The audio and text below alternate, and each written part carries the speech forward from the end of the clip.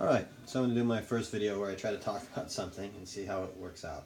Let me introduce myself. I'm Gordon Walker, and I live here in the Czech Republic.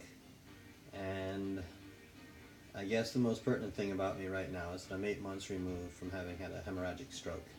And it really was a changing point in how I look at life and how I look at health.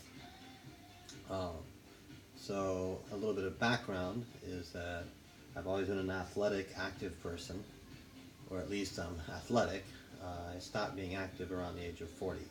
I'm about 53 now, and I'm back to being active, but I lost a solid decade to just not paying attention to moving around, to keeping things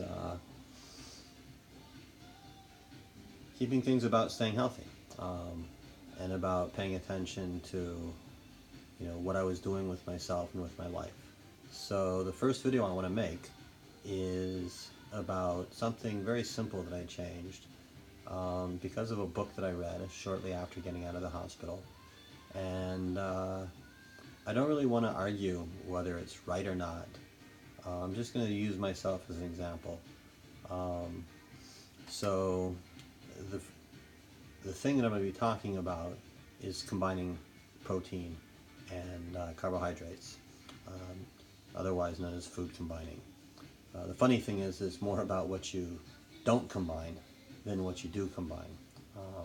The basic idea is fruit goes with everything, but you should eat it first.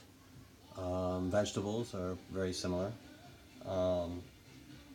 They both go with pretty much anything. The trick is that you don't want to combine protein-heavy foods with starch-heavy foods or carbohydrate-heavy foods. I've since changed a few other things. I've become vegetarian, but I really would rather keep that as a separate conversation. I became a food combiner a good couple months before I started with my vegetarian regime. Food combining was just something I wanted to try because it made sense to me. The part that made sense was that I know my digestive system. I don't know it extremely well. I'm not an anatomist. I did study it a little bit in high school. But the idea that one set of foods digests best in an alkaline atmosphere and another one in an acidic atmosphere made sense to me. Anyway, as I said, I don't really want to discuss the science of it because that's not my forte. What I do want to discuss is just the results it's had for me, and those results have been pretty spectacular. I used to be highly allergic, not to foods but to the atmosphere. Dogs, cats, horses, pollens, ragweed, what else? Pretty much any furry animal, and it seemed the more I liked that animal, the more likely I was to be allergic. So I'm extremely allergic to horses. I'm highly allergic to cats, even though I have 6 cats. Mostly I'm allergic to long hair, and I have short hair cats, so that's part of the explanation. But hay fever hit me every single year. Here in Prague would actually hit me twice, usually in early May and then later in mid-June. I was prone to lots of headaches. I was prone to stomach issues that will probably make for stories themselves in future videos. It got so bad that I know people have come to me and said, "Gordon, you must not wash your hands enough," or something like that, that I'm getting sick because I'm not paying attention to hygiene, which isn't true, but I got sick enough that people who thought that had reason to believe it. So I'll go even more into my past first, which is that as a kid I drank almost no water. I drank a ton of juice, particularly orange juice and grape juice. I loved Welch's grape juice. I still have a very strong fond spot for it. I remember seeing a letter my mom wrote to my dad talking about me drinking a half gallon of that a day, um, it wouldn't shock me. And that was on top of the orange juice that I drank. So I ingested a lot of juice, and that means sugars, fructose. These weren't, juices derived from a smoothie machine. These are with Welch's grape juice, obviously. Welch's made, and with Minute Maid orange juice, which is what I usually drank. Minute Maid derived. I didn't eat very many vegetables. I'm a very picky eater, very sensitive taste, particularly to bitter. So I didn't drink, didn't eat a lot of vegetables. I still don't. I've tried to increase that with green supplements or with buying spinach every once in a while and adding that to either smoothies or trying to come up with some sort of recipe that I can stand. It's not easy for me because I really don't like the taste of most green vegetables. But we'll go into that later, I would expect. More about my past is that I crave sugar. Not just the juices that I drank, but sugar frosted cereals, upon which I would usually toss some more sugar myself. Processed foods of all kinds. I remember in elementary school I used to trade a kid that I knew my mother made peanut butter and jelly sandwich, or I think it was almost always a peanut butter and jelly, for his hostess. I can't remember what they were. If they were I don't think they were ho-hos. I would remember that. I think they're like ding dongs or whatever. So there I was, and my mom would include ho-hos for me. So I had the ho-hos that came with my lunch, plus my friend's Twinkie or whatever that was, plus whatever other candy bars I could get a hold of before I came to school. And that was pretty much my diet. At night, my mom would try to cook well, and well, as in healthily. She was a fantastic cook in terms of taste. But I went through a period where my mom was dating a guy who didn't believe that she should cook for me, especially if I didn't like what she had cooked for everybody, which is what she had done before she met Joe. And he would also force me to eat, whatever was put on my plate. That led to some food nightmares, probably for him as well as for me. Anyhow, so I had a tremendous love for processed foods, for sugars. I didn't like vegetables. I love some fruits. I don't like others. I'm not prone to pears, blueberries. What else do I not particularly like? Most melons, other than watermelon. And a few here and there, but I like tropical fruits for the most part, other than the melons. And I do eat them when I can, or I did. Now I do. But as I said, my diet wasn't particularly healthy. At one point, I got into working out, and you wouldn't know it by looking at me now, but I was in very good shape at some point. More like a gymnast than a bodybuilder, even though I was using mostly bodybuilding techniques, lifting weights. And my eating got better just because I started to become at least aware of it. But it was still terrible. It was still, a lot of food mythology mixed in, the idea of the food pyramid, plus, keeping fats low. So I used to throw out egg yolks, which I do not recommend doing now. I never got into the idea that margarine was better than butter. So I've always been a butter person. I like butter, and I eat my fair share of it. But basically, let's just say, not very good food habits. And I had, like I said, the allergies. I had headaches all the time. My mood swings must have been phenomenal, even though I can't tell you that because I was extremely numb to those swings. People would tell me that they were seeing me swing from, happy and go lucky to depressed and, not somnambulant, but just very low energy. And as a kid, I think I must have been bouncing off walls, even though somehow I was able to sit down and read. for hours at a time. I have no idea how I could do that on the amount of sugar that I consumed, but I was able to do it. Anyhow, that's the past. The now that I have is I have not had a headache, stomach ache, any kind of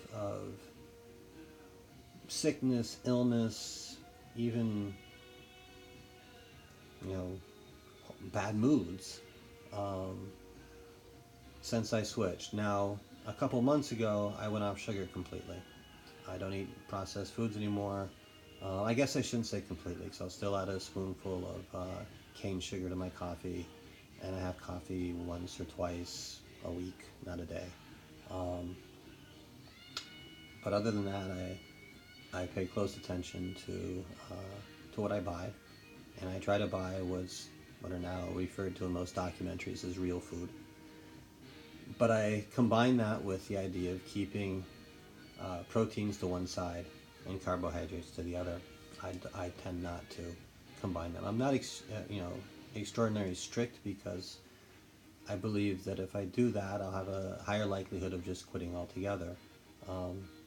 I kind of doubt that's going to happen now, because I've been doing this for 8 months, and I'm very, very happy with the results. I've had no allergies.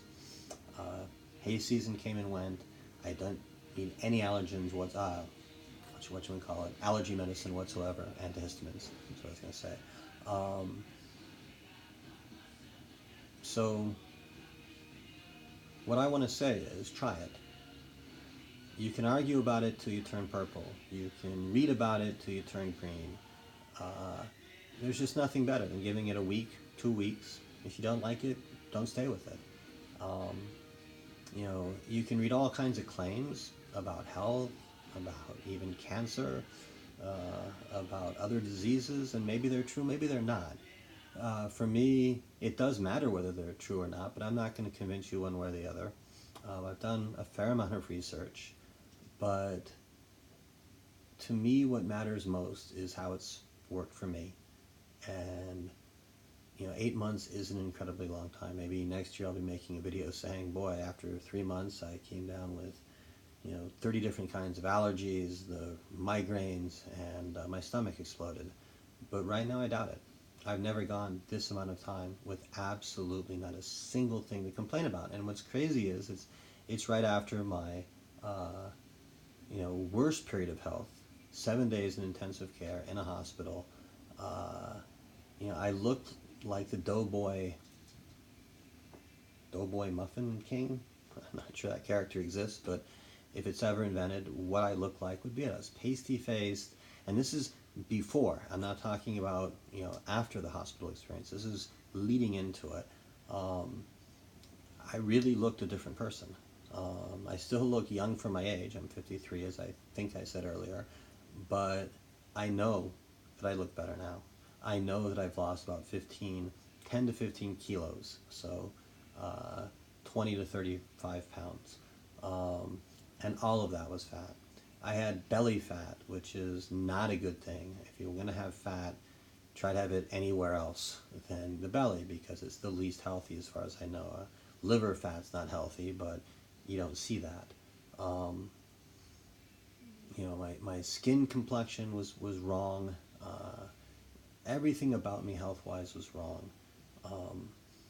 And this change, plus other changes I'll talk about later that I think have further improved my situation. But the primary initial change was just no longer combining foods. No longer not combining foods. And I'm here right now telling you that you should at least give it a try. After 2 weeks, if you don't notice any difference at all, or especially if you notice a negative difference, give it up. Write in the comments below that it's the biggest bunch of hokey you've ever seen, or just hokey. It's not the biggest bunch of it. There might be other contenders, but I really doubt I'm going to see that down there. I really doubt I'm going to see people who genuinely made an effort for 2 weeks to simply eat carbohydrates one meal, proteins a different meal. Combine that with fruits. Eat the fruits first. you know, that's the basics. There's a little bit more to it, but I don't want to go into making this a video about how to do it. If you want to find more about food combining, I'm sure putting it into the Yahoo search or a Google search will give you plenty of people who can tell you, in a more organized fashion, how to do food combining correctly. It's probably even better than how I'm doing it, because I'm doing it not loosely, but not exactly, uh, you know, how to say it, a precise, every single second, paying close attention fashion. But I'm doing it to a strong, strong degree. I do not, for instance, eat, uh, foods that combine proteins and starches. I guess the closest I come would be a burrito, and that's only every long once in a while. The rest of the time, it's either proteins or it starches. Maybe potatoes, which I've come to love, on one hand, and then for proteins, eggs with cheese or just plain eggs. Uh, as I said, I've made myself a vegetarian, so a lot of the dishes that I would have done as the protein dishes and been very happy with, I no longer eat, mostly out of compassion for animals, but also health concerns when you talk about traditional agribusiness productions or products. Um, bio beef, free range chickens, free range chicken eggs. I'm not going to give anybody grief for eating. I choose not to, in the vegetarian sense, not yet the vegan sense, but in the vegetarian sense, I just will not eat dead animals. It's my choice. So, anyhow, that's it for this one, and completely open to discussing this in the comments. Take care. Oops.